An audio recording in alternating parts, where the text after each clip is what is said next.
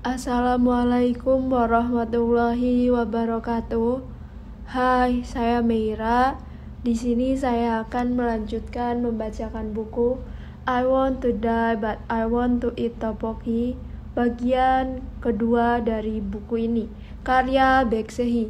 Kali ini saya akan melanjutkan membacakan bab ke-12 dari buku ini, yaitu Minggu 24, yang berjudul Pemikiran yang Fleksibel dan Keberanian untuk Melangkah Maju. Selamat pagi dok, psikiater. Ada masalah dengan tambahan dosis obat minggu lalu. Saya merasa tidak nyaman, jadi obat itu tidak saya minum bersama yang lainnya. Saat saya meminumnya, satu hari itu jantung saya langsung berdebar kencang. Jadi hari berikutnya tidak saya minum dan saya baik-baik saja. Saya tidak menyangka reaksinya sudah begitu cepat dengan dosis sekecil itu saja. Sepertinya saya tidak cocok dengan obat itu. Obat apa itu sebenarnya? Obat, psikiater, obat yang membantu mengontrol dopamin dan serotonin. Pada dasarnya, obat yang Anda konsumsi sekarang membantu meningkatkan dopamin dan serotonin. Agak membingungkan jika dijelaskan, tapi walau obat ini bisa memberikan efek sinergis, memang ada orang yang tidak cocok. Anda sudah melakukan hal benar dengan tidak lanjut meminumnya. Apa Anda berolahraga? Tentu saja. Setiap hari tanpa terkecuali dengan tekad tidak akan berhenti berolahraga. Psikiater, kalau dihitung dari terakhir kali Anda konsultasi kemari dan memutuskan untuk berolahraga rutin, berarti baru 3 hari ya? Benar, psikiater. Apa hari Minggu Anda beristirahat seharian? Ya, gym juga tutup. Selain itu, pertama kali mengikuti personal training, rasanya saya hampir mati. Sungguh, ini olahraga paling melelahkan di antara yang pernah saya coba. Saya melakukan olahraga yang memperkuat bagian tubuh yang lemah berdasarkan analisis. Saya benar-benar jago squat, tapi otot gluteus adalah otot yang berperan penting dalam pergerakan pinggul, dan hamstring adalah 3 otot besar yang berfungsi menghubungkan otot dan tulang, terletak di belakang paha, memanjang dari pinggul hingga bagian bawah lutut. Saya sangat lemah, jadi setelah melakukan squat saya benar-benar capek sampai tidak bisa bicara. Pelatih saya terus menyemangati saya dari samping dengan mengatakan, "Kau pasti bisa," tapi saya malah ingin sekali memukulnya. Setelah itu kaki saya gemetaran, jadi saya rasa saya sudah berolahraga dengan benar. Sekarang saya tidak lagi berpikir saya tidak bisa melakukannya dengan baik. Psikiater, syukurlah kalau pelatih Anda orang yang baik. Apa tidak ada hal lain?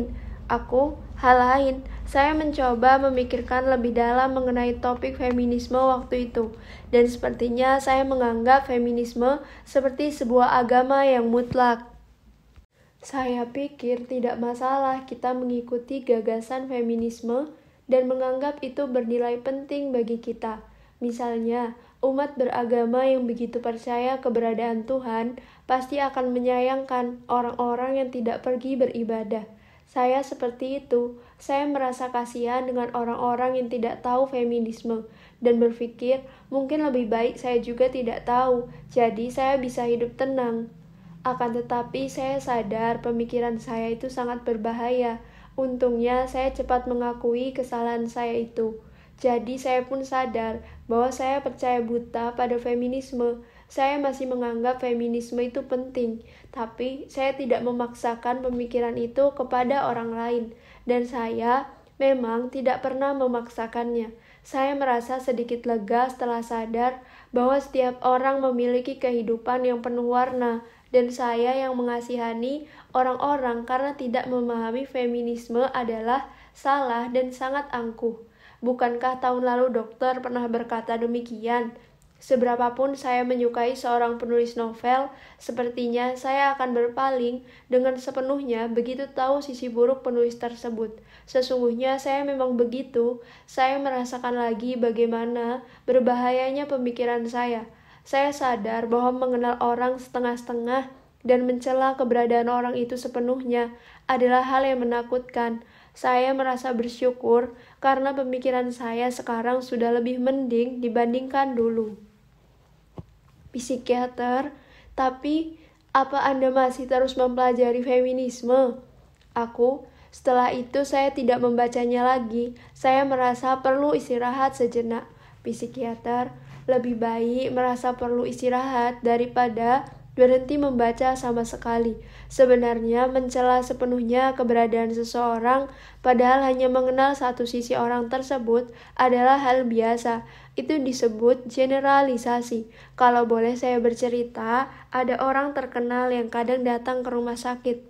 Walau dibilang terkenal, sebenarnya dia adalah orang yang menjadi terkenal karena satu isu di internet. Seperti yang Sehi katakan, dia dicela hanya karena satu sisi dirinya yang muncul di internet. Dia menjadi bahan ejekan orang-orang yang benar-benar tidak dikenalnya. Dia cukup berumur, sebenarnya saya juga punya sisi yang mirip dengannya. Jadi saya sempat berandai-andai berada di posisinya dan melihat komentar seseorang di internet. Saya akan berpikir, wah, rasanya aku tahu kecenderungan orang ini bagaimana. Makanya mereka berpikir seperti ini. Dan saya menduga orang itu juga pasti akan berpikir demikian, tapi kenyataannya tidak seperti yang saya duga. Sebelum orang itu duduk di samping saya dan menceritakan pengalamannya secara langsung, saya benar-benar tidak menduga ada seseorang yang bisa mengalami peristiwa semacam itu. Apa maksudnya Anda tidak menduga kalau seseorang bisa mengalami peristiwa semacam itu? Psikiater, maksudnya saya tidak menyangka orang-orang di internet akan mencela seseorang sampai sebegitunya. Tentu saja Anda tidak akan menduganya, itu wajar. Psikiater, syukurlah orang itu sudah menyelesaikan masalahnya dengan baik. Kita tidak bisa melihat wajah lawan kita di internet, dan jalan untuk mencari tahu juga tertutup. Kita juga tidak bisa mendengar pendapat orang lain secara langsung, jadi kita tidak akan bisa melihat berbagai aspek seseorang. Menurut saya, ini sangat berbahaya. Saya pun sudah sadar sepenuhnya bahwa saya juga dulu seperti itu. Setelah saya sadar hingga tahap tertentu tentang kondisi saya yang digeneralisasi menjadi beberapa fragmen, saya tidak lagi berpikir bahwa orang-orang yang tidak tahu feminisme adalah salah dan saya yang sudah belajar feminisme itu benar. Saya tidak lagi membuat orang lain merasa tidak nyaman karena saya seorang feminis. Saya rasa itu patut disyukuri. Psikiater, bagaimana kalau Anda coba memikirkan tentang titik awal? Kenapa Anda mulai tertarik dengan feminisme? Saya merasa Sehi mulai tertarik dengan feminisme sejak menaruh perhatian pada kaum lemah secara sosial.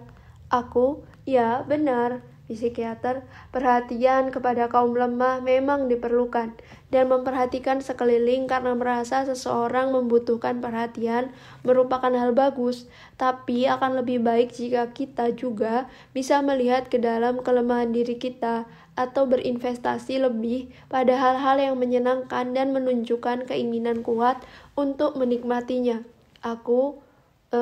Makanya saya berolahraga dan bermaksud untuk mendaftar kursus musik. Saya ingin mencoba menjadikan menyanyi sebagai hobi saya.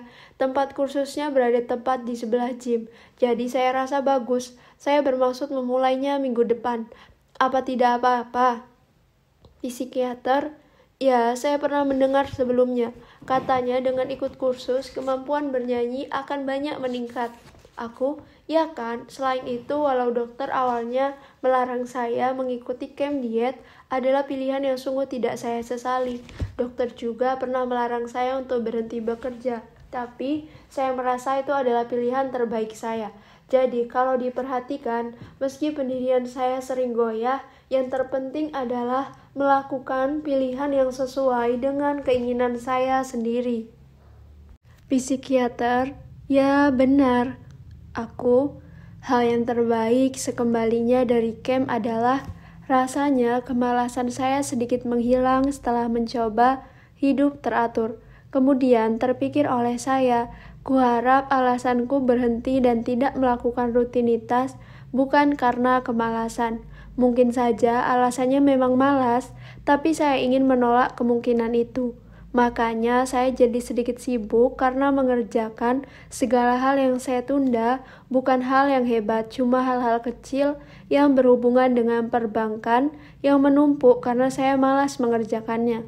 Psikiater, membiasakan diri melakukan sesuatu secara berkelanjutan saja sudah merupakan cara yang sangat bagus untuk mengatasi depresi. Saat merasa depresi dan berkata, "Saya depresi," kita pasti akan berdiam saja di rumah, bermalas-malasan dan membatasi diri untuk bertemu dengan orang lain. Pada saat seperti itu, kita bisa melepaskan diri dengan melakukan aktivitas atau kebiasaan yang dilakukan saat tidak depresi. Mungkin awalnya kita melakukan suatu aktivitas untuk mengatasi depresi, tapi pada beberapa kasus aktivitas berulang-ulang bisa membuat depresi semakin menjadi-jadi. Anda berpikir bahwa dengan mencoba melakukan suatu aktivitas secara rutin saat hormon serotonin tinggi, saat kondisi sedang baik, kemudian mengingat rutinitas itu dapat mencoba melakukan hal serupa saat Anda merasa depresi. Anda akan dapat meningkatkan kemungkinan terciptanya hari baik. Benar begitu. Ya, benar. Selain itu, akhir-akhir ini depresi saya tidak terlalu parah. Saya memang masih sering merasa depresi. Emosi saya masih menjadi liar karena saya masih belum benar-benar bisa mengontrol perasaan. Dan tentunya saya sangat sensitif. Akan tetapi, banyak yang sudah berubah dari kebiasaan saya saat mengalami depresi dan kelesuan. Perubahan paling pertama saya rasakan adalah saya tidak langsung pergi ke kamar tidur untuk mengurung diri saat berkata aku depresi atau aku merasa lesu. Kebiasaan itu yang pertama hilang. Obsesi untuk melewati hari dengan kesibukan pun saya hentikan, jadi perasaan saya sedikit lebih nyaman. Akan tetapi saya tetap sangat sibuk, itu karena pergi berolahraga dan melakukan berbagai hal sudah membutuhkan waktu hampir 3 jam, dan saya jadi tidak bertenaga setelah mencoba menu diet karena kandungan karbohidratnya sedikit meski makanannya mengandung sekitar 1.000 sampai 2.000 kalori. Psikiater, jadi hari Minggu adalah kesempatan Anda. Benar, hari Minggu saya lebih bertenaga karena menyantap makanan seperti biasa. Psikiater, ada bagusnya juga Anda memberi hadiah kepada diri sendiri saat mencapai target-target kecil yang sudah ditetapkan. Sekembali dari camp, saya tidak melakukan olahraga dan diet secara ekstrim. Jadi dalam seminggu berat badan saya hanya turun 1 kilogram. Oleh karena itu, saya pikir saya harus berusaha lebih keras, akan tetapi walau kita rajin berolahraga, komposisi tubuh kita cenderung akan berubah seiring berjalannya waktu kan? Makanya pemeriksaan InBody saya menunjukkan hasil yang berbeda. InBody adalah alat kesehatan yang berfokus pada produk analis komposisi tubuh, antara lain presentasi lemak, otot, tulang, dan lain-lain. Lalu sekarang saya bisa memakai kembali celana jeans yang beberapa waktu lalu tidak muat. Wah, satu lagi yang ingin saya sampaikan, saya ingin menjadi vegetarian. Psikiater, apa alasan Anda? Sangat tidak masuk di akal kan? Sebenarnya selama ini saya terus memikirkannya. Mengabaikan keinginan menjadi vegetarian sangat mudah. Saya tinggal mengalihkan perhatian saya dari hal-hal yang berkaitan dengan vegetarian. Saya tinggal menjadi hidup semau saya. Akan tetapi saya akan memelihara anjing. Jadi saat saya bersikeras tidak memakan sup daging anjing karena saya memelihara anjing, orang-orang pasti akan bertanya, lalu kenapa masih tetap makan daging babi atau sapi? Pertanyaan itu ada benarnya. Jadi saya menjelaskan yang saya maksud bukannya tidak boleh makan daging anjing dan juga bukan mengajak untuk tidak makan daging sama sekali. Hanya saja setidaknya saya mengajak mereka mempertimbangkan masalah yang terjadi di abattoir.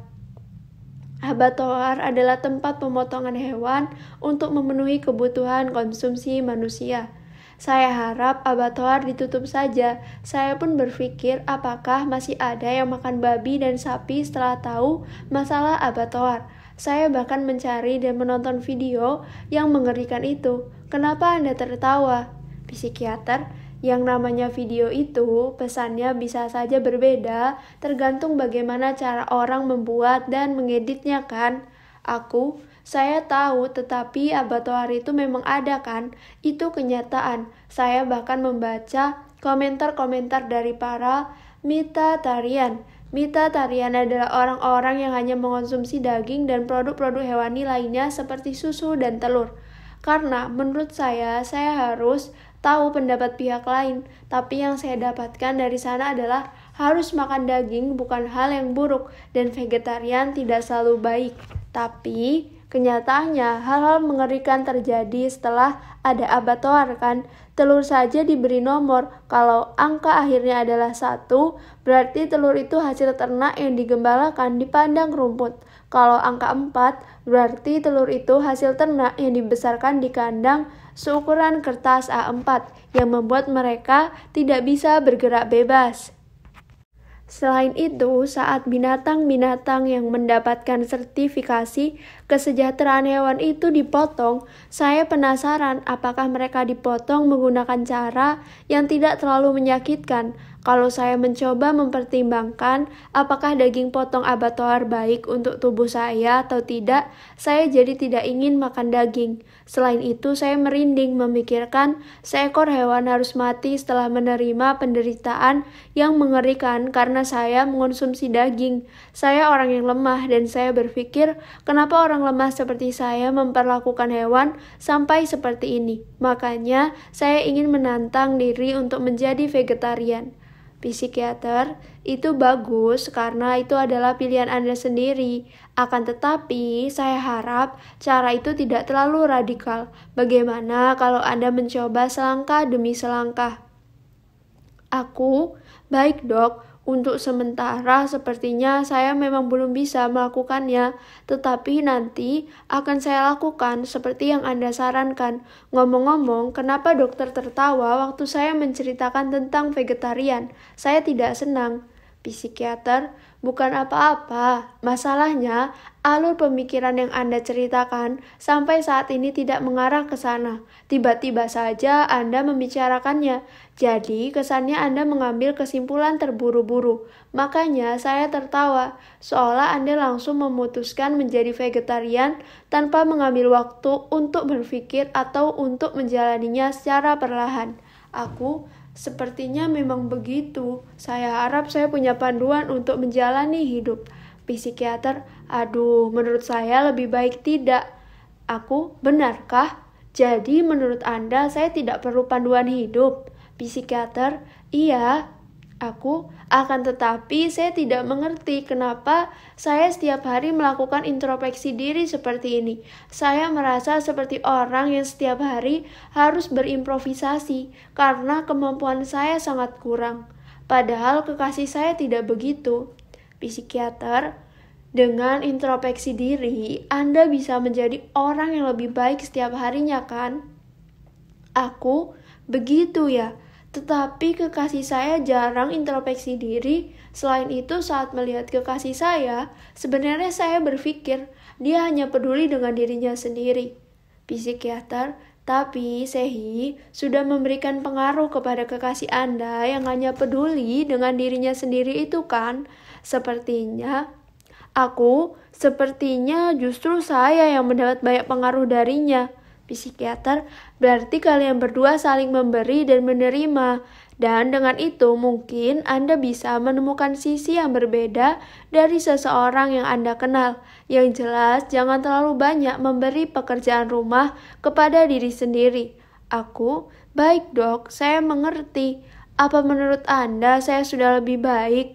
Psikiater, menurut saya kelihatan lebih baik. Saya juga berpikir begitu, akan tetapi saya selalu saja lebih memikirkan hal bodoh. Psikiater, meski saya bilang pemikiran Anda salah, Anda pasti tidak akan menerimanya kan? Sama seperti sebelumnya. Saya harap Anda tidak begitu saja menganggap pemikiran itu sebagai kesimpulan. Misalnya, saat Anda menganggap diri Anda bodoh saat ada masalah. Saya mengerti, akan saya ingat.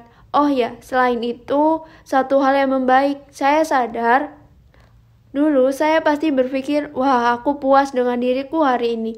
Akan tetapi belakangan ini yang saya pikirkan adalah, wah aku tidak suka dengan diriku hari ini. Itu berarti saya baik-baik saja kan? Karena setelah itu saya melakukan introspeksi diri. Saya merasa saya banyak perkembangan. Psikiater, benar saya setuju. Mencari panduan yang cocok dengan hidupku. Seperti yang pernah aku sampaikan, jika dulu aku berpikir, wah hidupku hari ini cukup bagus, aku merasa puas hari ini. Akhir-akhir ini yang terpikirkan adalah, wah hari ini melelahkan, aku tidak suka dengan diriku hari ini. Untuk kemudian melakukan introspeksi diri. Pemikiran yang dulu mendominasi berubah ke arah sebaliknya. Selain itu, aku banyak bergerak. Mungkin karena pengaruh camp, kemalasanku menghilang. Atau lebih tepatnya aku tidak suka menjadikan kemalasan sebagai alasanku menunda pekerjaan. Karena itu saat ini aku sedang menyelesaikan pekerjaan yang tertunda. Mungkin karena itu depresiku sedikit berkurang. Aku tidak bermimpi buruk dan tidak banyak hal yang kuingat meski aku sering mengigau. Saat khawatir, aku tidak sampai larut dalam gejolak perasaan yang tidak terkendali. Pemikiranku jadi sedikit lebih fleksibel. Sekarang aku sedang berusaha memperbaiki kebiasaan menggeneralisasi, menilai hanya dari satu sisi saja. Aku benar-benar merasakan usahaku membuahkan hasil dan mengakuinya. Akan tetapi, aku masih sangat mudah dipengaruhi orang lain. Perasaan kita sejatinya saling berhubungan. Makanya kita mudah terpengaruh, seperti halnya aku. Saat bertemu dengan sesuatu yang menggerakkan hati, aku akan lebih mempercayai hal itu secara emosional dengan membabi buta dibandingkan mendekatinya secara intelektual. Akibatnya, aku membuat orang-orang terdekatku menjadi tidak nyaman. Depresiku memang sudah teratasi, tapi gelombang emosiku masih tetap sama. Aku akan menjadi sangat sensitif, kemudian tiba-tiba menangis terseduh-seduh. Kedua emosi itu menyebar perlahan dan berulang-ulang. Setelah mengalami semua itu, yang pertama terfikir adalah bahwa menjalani hidup itu sangat melelahkan. Jika kita selalu menaiki tangga dengan napas pendek, kita akan kelelahan di tengah jalan, lalu terjatuh. Aku ingin terus mencari tahu tentang diriku dan menemukan panduan hidup yang tepat untuk diriku sendiri. Baik, bagian ini telah usai. Terima kasih telah mendengarkan. Sampai jumpa di bagian berikutnya dari buku ini. Terima kasih.